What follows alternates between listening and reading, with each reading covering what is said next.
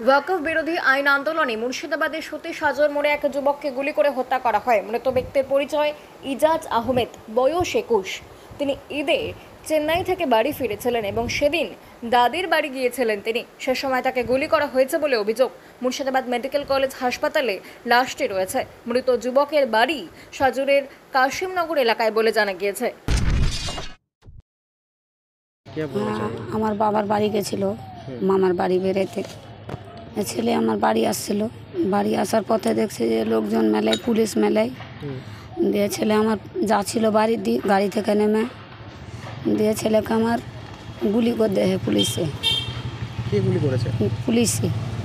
হ্যাঁ, দিয়ে তখন আমরা খোঁজ খবর পাইনি। আমরা করছিলাম যে বাবার মামার বাড়ি থেকে আসেনি।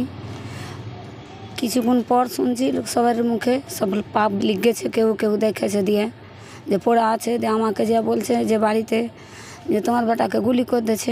আমার জিখান কেমন করে উঠেছে যে আমার ভাইয়ের বাড়ি বেড়াতে গেছে, আমার ছেলেকে কুন্টে ফেলে গুলি করলে। দিয়ে তখন এদিক ওদিক ছুটাছুটি করছি, ছেলেকে আমার ঢুঁড়ে পাইনি।